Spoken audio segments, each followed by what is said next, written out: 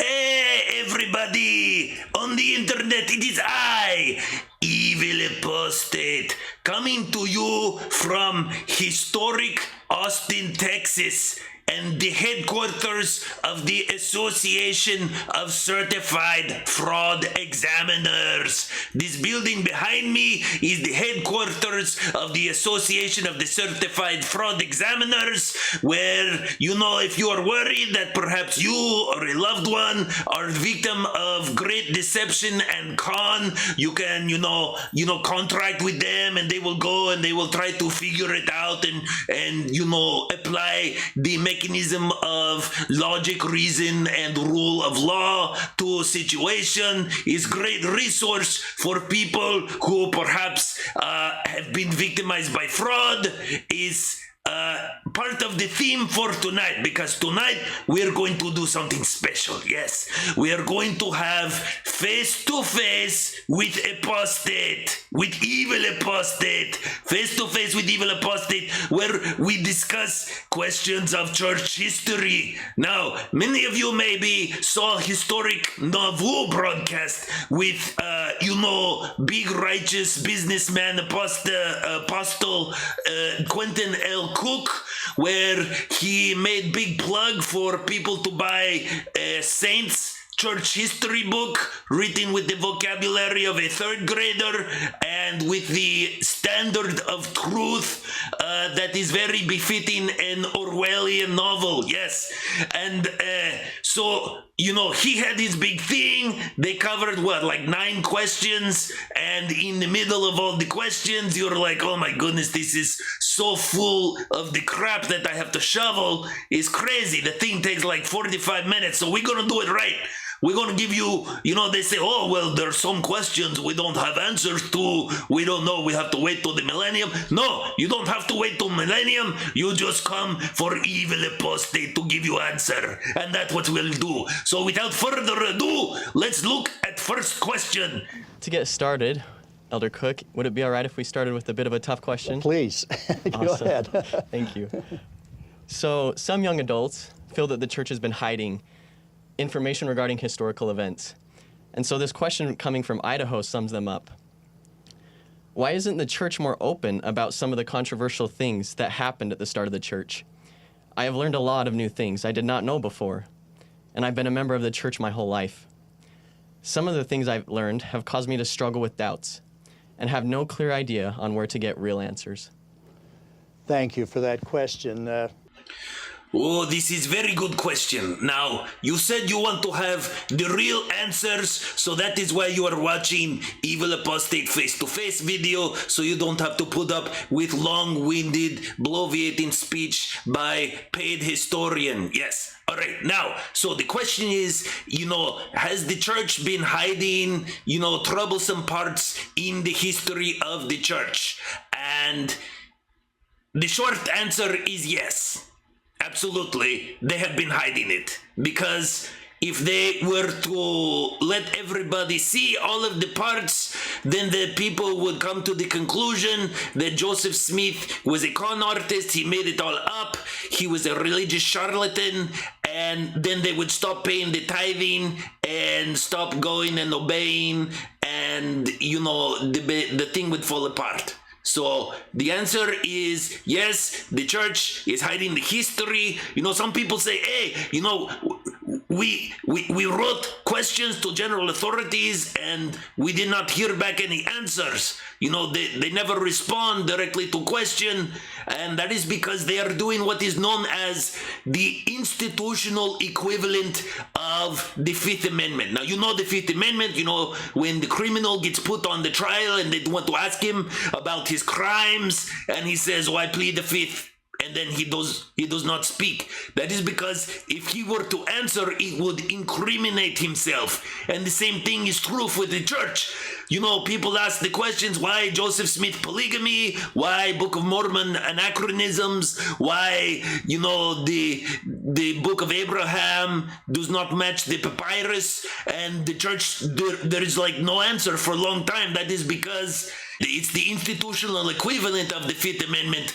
If the church does not answer, then, they're not lying, and they also don't bring out the information.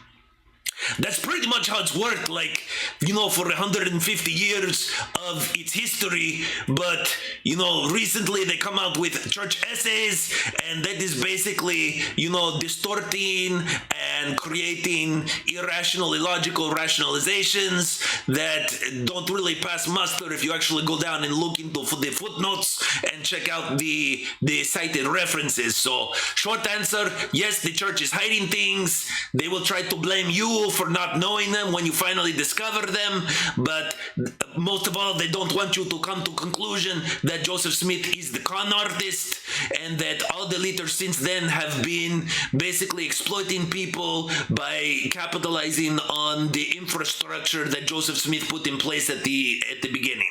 So that's the answer. Next question. Wonderful. Thank you. Those answers kind of segue perfectly into our next question. So as young adults, we are excited about the new history of the church.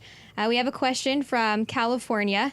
Anthony asks, as the church becomes more global, how will the new history of the church include members from around the world? And what kinds of stories do we have to look forward to in the upcoming volumes of the new church history?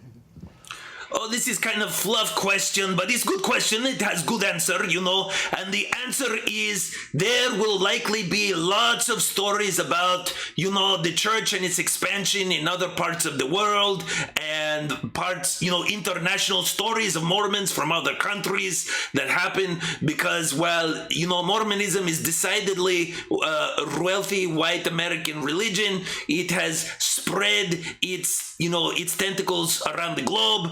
And so what they need to do is to bring inspiring story to not only validate, prophecy that Joseph Smith had about it filling the earth, but also to inspire the faithfulness of the people in those other countries. But, it's kind of like this, if you go to Jehovah's Witness meetings and you talk to the Jehovah's Witnesses, they will give you inspiring stories of people all around the world who are the Jehovah's Witnesses. They will talk about how the Jehovah's Witnesses who were in, Germany under Hitler refused to be part of Nazi party and refused to be part of the military, and so they were thrown into the concentration camps, and they were part of the ethnic cleansing that happened there. They will give you grand story of beautiful sacrifices and tear-jerking things, and it will be very inspiring. But if you're Mormon and you're listening to those stories, you go, yeah, but you're not true church, so it doesn't really matter. You basically die for nothing. Meanwhile, the Mormon history will likely not talk to you about the fact that there were Mormon Nazis and that the church said that, the Nazi party was doing some good stuff and their focus on genealogy was good. And, when they did have a Mormon who tried to protest against the Nazis and the Hitler, he got beheaded and his branch president excommunicated him. So that, and then there was sign on door of church building that says Jews not welcome, in the Mormon church building. I would be surprised if the Saints history covers international stories like that, but they will cover other faith promoting international stories, just like the Jehovah's Witnesses include such faith promoting stories there. They're nice stories. They do not prove anything is true. Once you come to the conclusion that the entire system is a sham brought about by Joseph Smith and perpetuated by the people in power after him, then, you kind of see it clearly and you can't really put that toothpaste back in the tube, so to speak. So there you go. That's the answer. Next question. So our next question, Brother Grow, you mentioned that we live in an information age. And so this next question pertains to that, because sometimes because we're in an information age and we have so much at our fingertips, it's hard to know what to believe and what to trust. So Tinica from Utah asked, we live in such a world where Google has answers to every question, but is there a way to search church history to find reliable answers and stories? And Andrew from Paraguay added, where are some good online resources to search for doctrinally correct answers beyond the search bar on LDS.org? This is another great question, but my answer definitely going to be different from their answer.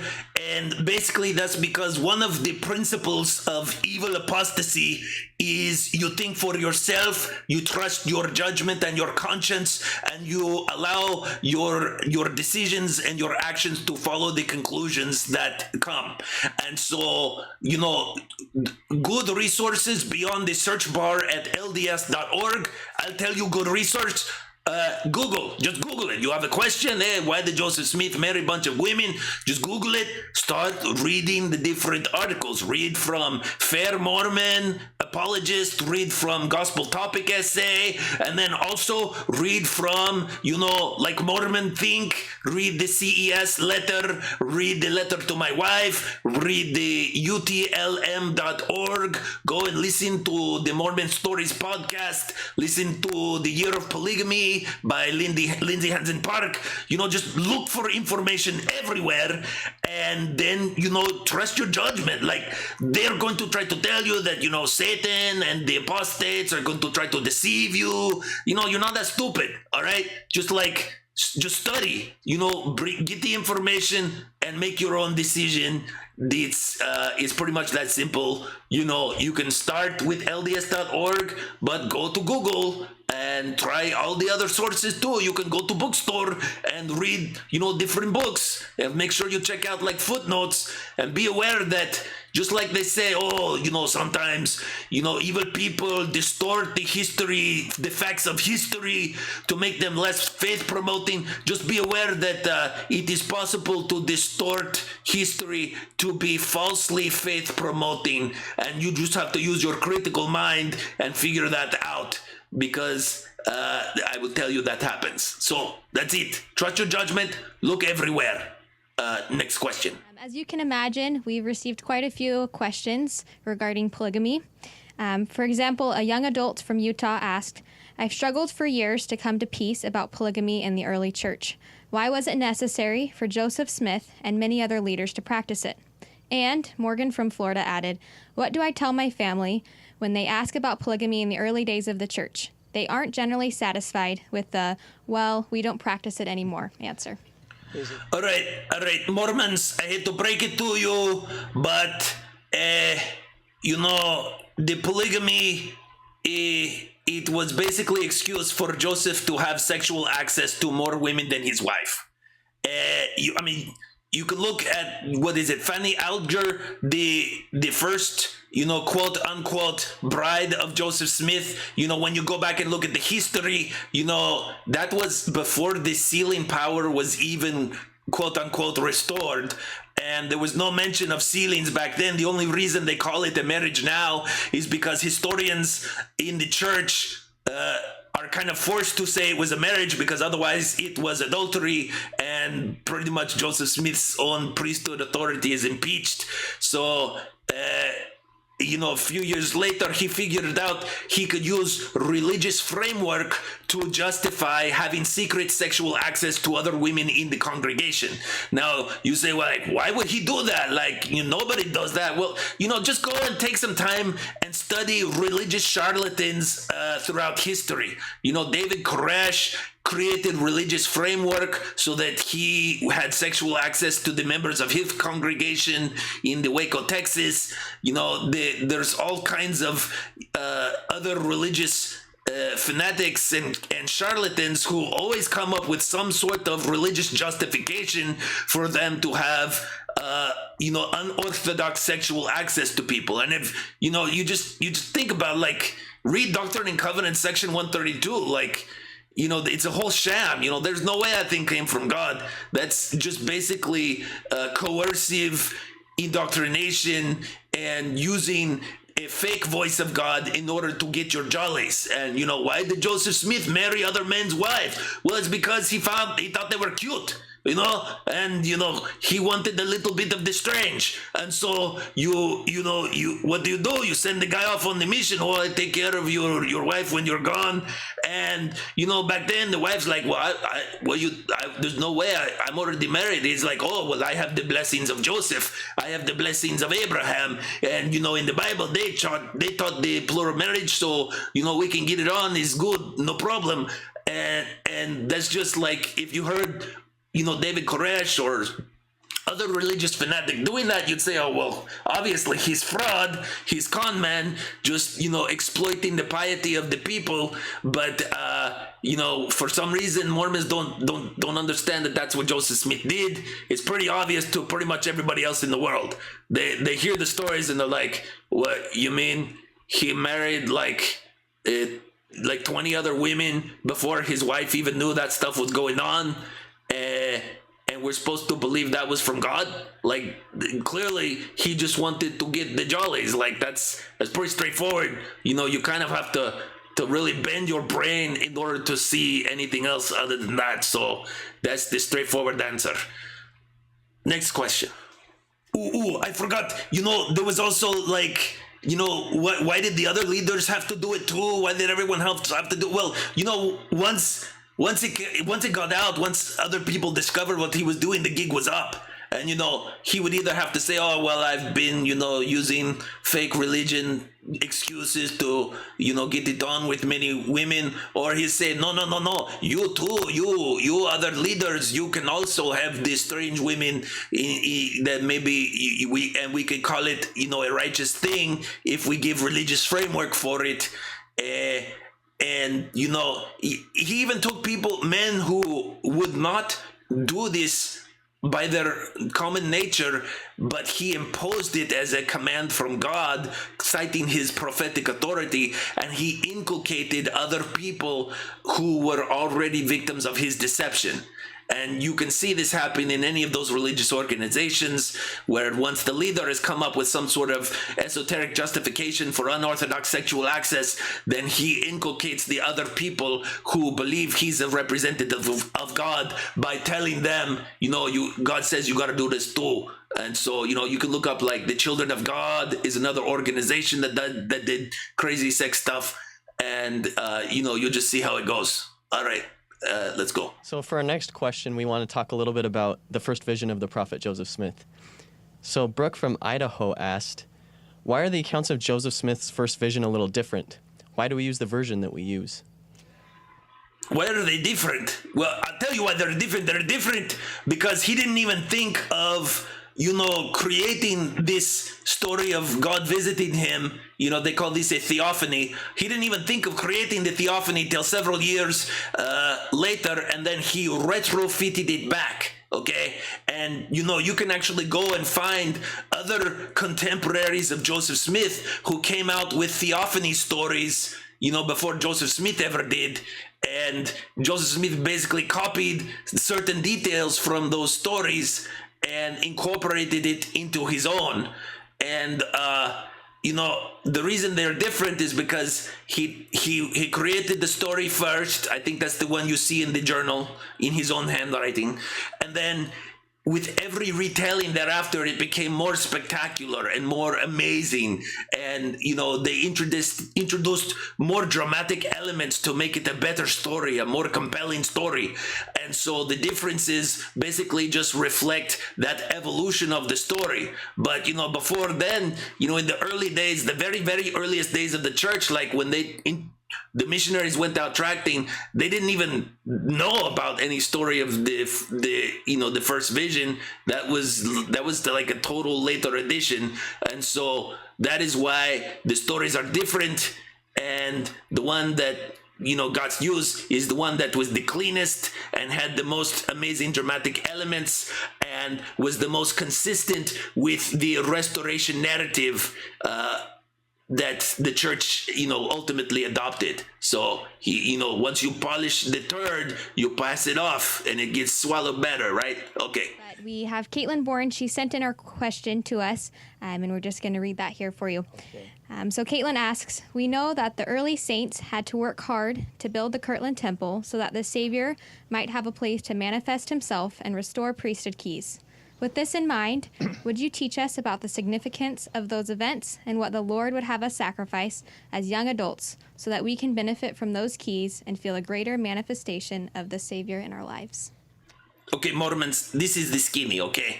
Like, if you are a religious charlatan con man and you're trying to make sure that you retain power and respect in the group and that you can continue to be the one that everyone has to turn to and pay obeisance to and support in your lifestyle, then you have to make sure that you are the only one who can have the power and authority. And so if you develop a system of legitimate authority and give it the name of keys, and then use this concept of keys to develop a hierarchy that is rigid and basically places every other man in the organization beneath you in authority, so that each man also feels, that he has power and influence in his own sphere. And so he's less likely to, try to toss you over because his own position is tied to yours as the top of the tree. That's what you do. And that's what Joseph Smith did. He's no dummy. He's religious genius. He may be con artist, but he's smart con artist. That's like the smartest, the best con artists are the ones who can, be as familiar with the principles of psychology and how you manipulate people, how you obtain and then retain power, control, and authority. And by giving a system, based on these keys, which is like a concept stolen from Freemasonry, and then, use it to cement a hierarchy in place that gives people beneath you authority and autonomy and power. It keeps the system in line and keeps you at the top. So, that's pretty much what it is. So I don't know what more to say, except for that, if you look at the restoration of the keys and everything, it was basically just the bigwig, Joseph Smith and one other guy, I think Oliver Cowdery, who's there. And then they told everybody else it happened. You're like, oh yeah, when we were back in the room back there, that's what the thing happened. That if you were to look at, Scientology or Jehovah's Witnesses or any other group, and then, people say, oh yeah, the leader and his henchmen told us that, back in the secret room, that's where they got the superpower. You'd be like, oh yeah, sure. Yeah. Let's go get the, the Society for the Con Hoax investigation, the fraud investigation to explain to you how these things work. But that's how Joseph did it. That's how we go. All right, next question. So we're going to ask a few questions about the translation of the Book of Mormon. Okay. Derek from Canada asked, did Joseph translate the gold plates, or was it strictly revelation? And Taylor from Washington asked, what role did the Urim and Thummim play in the translation of the Book of Mormon? Good. Okay, this question is really, it's really thought-provoking, in many different ways. Let me put it to you like this, okay? Like, you remember when David Copperfield made the Statue of Liberty disappear? Like, and everybody in the nation was like watching on TV, and ooh, the Statue of Liberty disappeared. Well, we know that he did not actually make the Statue of Liberty disappear. That would be a violation of rules of physics, logic, reality, etc. And so this question about, did he use the Urim and Thummim? Did he, what role did they play? That's a bit like saying, hey, did David Copperfield use a magic wand to make the Statue of Liberty disappear? Or did he use an ancient incantation? Like, we know it didn't happen, so those questions are ridiculous. You can look at the Book of Mormon, you can find the anachronisms about, all the things that it says took place in America that we know through the fossil record, through the archaeology, that through the flora and fauna did not happen here. And we can say, well, clearly it is a piece of 19th century fiction. We don't know exactly who wrote it or when they wrote it, but we know that there was a narrative about translation that came out about it. But since the evidence of the anachronisms and the plagiarism already demonstrate that it is a 19th century work of religious fiction, then asking whether or not the Urim and Thummim played a role in it or whether it was inspiration, that's like, hey, David Copperfield, did you, get Harry Potter to wave the magic wand and then do the thing? Like, it doesn't matter. It's a ridiculous question from the beginning. All right, next question. As young adults, we face a lot of opposition and hardships in our lives. Here's a question related to this. Matthias from Argentina asked, as we know, the pioneers suffered a lot and had a lot of persecution, but they remained strong. How can we take their examples to stand firm in our trials and afflictions of our earthly life? It's pretty easy. You basically just read church history, find the people who figured out Joseph was a fraud and rejected him and went to live their own good lives away from him, and learn from that example. So, you could go and study the story of Ezra Booth. He was early church missionary, figured out that it was a con, and he wrote a series of 9 letters, which even today, if you read them, you're like, wow, this guy was really smart. He had Joseph's number. He, kind of like these guys back here, he lays out exactly how the fraud works and tried to expose it. But Joseph Smith is like, oh, this Booth guy is evil apostate. He's making up lies. When you go back, it's basically just laying it out this is what's happening. Is a total con. And so, just look for those examples in church history of the people who stood their ground and would not allow their lives to be consumed by the religious charlatan.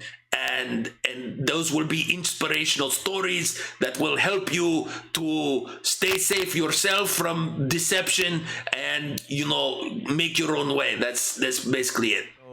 We feel like we've found a good topic for us to end on. Christian from Honduras asked, what has been the event of the restoration that has most strengthened your testimonies, and how can we apply it to ourselves? And Isai from Mexico asked, I want to know what the restoration means to you and how it has helped you and your families.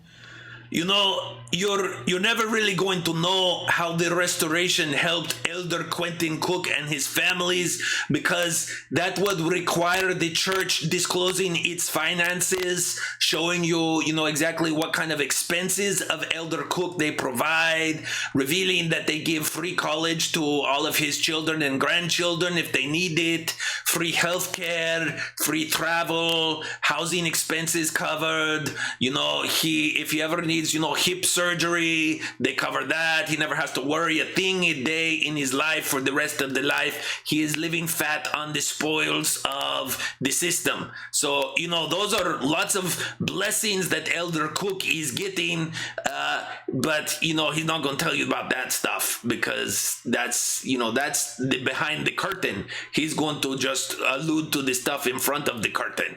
And, in terms of what are the inspirational stories from history? We already talk about inspirational stories don't prove diddly poop.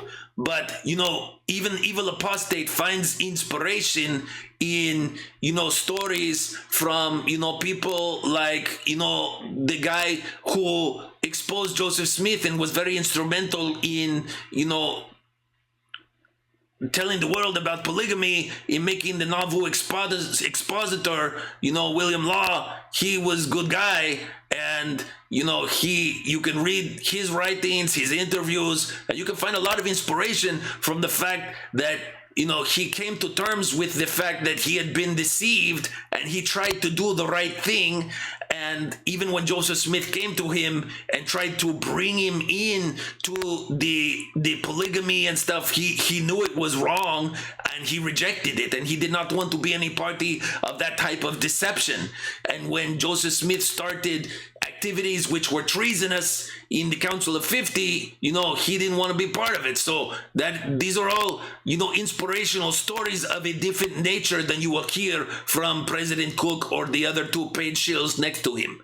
So I think that's last question. So this has been brief face-to-face with Evil Apostate, answering the difficult questions about church history. If there are any other questions you want me to answer, you can write them in the comments or something. We'll you know, maybe we do a short video for those questions too.